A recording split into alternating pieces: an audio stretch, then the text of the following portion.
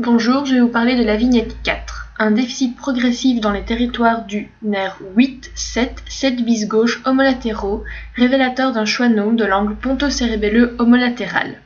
Le traitement est chirurgical. Tout d'abord, quelques rappels anatomiques afin de mieux comprendre la vignette. Le nerf 7, 7 bis et 8 sont des nerfs crâniens qui sortent plus ou moins au même niveau au niveau du tronc cérébral. Le nerf 7 sort au niveau du sillon bulbopontique ou bulboprotubérantiel. Le 7 bis naît dans l'intervalle séparant le nerf 7 et le nerf 8. Le nerf 8 cochléaire passe dans l'angle ponto-cérébelleux et pénètre dans le tronc cérébral par le sillon bulboprotubérantiel près de l'émergence du nerf facial.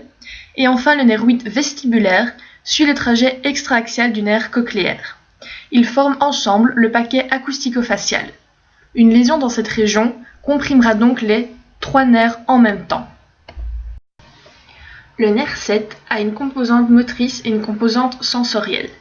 La composante motrice innerve les muscles de la mimique ainsi que les muscles auriculaires. La composante sensorielle, donc le nerf bis, envoie des fibres parasympathiques efférentes viscérales qui stimulent la sécrétion des glandes lacrymales, des glandes muqueuses de la cavité nasale, des glandes sublinguales ainsi que des glandes submandibulaires. Il envoie aussi des fibres afférentes pour le goût. Le nerf 8 cochléaire est un nerf sensoriel, tout comme le nerf 8 vestibulaire. Le cochléaire a un rôle dans l'audition, tandis que le vestibulaire permet de maintenir la position de la tête dans l'espace. Ensuite, le schwannome est une tumeur de la gaine des nerfs qui est composée de cellules de Schwann.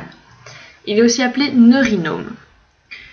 Les schwannomes dont on parle actuellement naissent dans plus de 90% des cas sur le nerf vestibulaire et ils touchent le paquet acoustico-facial comme nous pouvons voir sur cette image. Les trois nerfs seront donc comprimés. Voici enfin l'explication du schéma. Le schwannome de l'angle ponto-cérébelleux homolatéral à gauche provoquera une compression des nerfs 7, 7 bis et 8 à gauche. Une compression du nerf 7 provoquera une paralysie totale de l'hémiphase gauche avec des traits déviés du côté sain, des mimiques affectées, une fente palpébrale élargie, un réflexe cornéa aboli ou paralysé, ainsi qu'une occlusion des paupières impossible du côté paralysé, c'est le signe de Bell. Donc, lorsque le patient essaie de fermer les yeux, l'iris et la pupille du côté gauche vont remonter vers le haut et on ne verra plus que son blanc de l'œil. Une atteinte du nerf 7 bis provoquera une agueusie au niveau des 2/3 antérieurs de la langue, c'est-à-dire une perte du goût, ainsi que des sécrétions salivaires et lacrymales diminuées. Une atteinte du nerf 8 cochléaire provoquera une surdité ou une hypoacousie car le muscle de l'étrier est paralysé et c'est lui qui contrôlait la tension du tympan. On observera ainsi également des acouphènes, perception du bruit alors qu'il n'y en a pas. Une atteinte du nerf 8 vestibulaire provoquera des vertiges ainsi que des nausées. L'équilibre dépend du bon fonctionnement des deux systèmes vestibulaires gauche et droit. Le gauche étant lésé, le patient percevra des pertes d'équilibre alors qu'il n'en est rien. On observera également un signe de Rombert. Donc, quand le patient ferme les yeux, on le pousse et il va perdre l'équilibre du côté de sa lésion.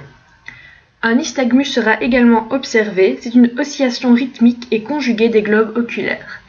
Le traitement de cette pathologie est la chirurgie. Et pour finir plus simplement, le patient a une tumeur des cellules qui produisent la gaine des nerfs à la jonction entre le cervelet et le tronc cérébral. Cette tumeur va comprimer les nerfs et altérer leur activité. Alors, une altération du nerf facial dans sa partie motrice créera une paralysie de la moitié de la face gauche, affectera les mimiques et rendra la fermeture de l'œil gauche impossible. Pour la partie sensitive, le patient présentera une perte de goût et une quantité de salive et de larmes diminuée. Une lésion du nerf vestibulo-cochléaire dans sa partie cochléaire produira une perte ou une diminution de l'audition et des acouphènes et dans sa partie vestibulaire des vertiges, des nausées. On traite toujours de manière chirurgicale.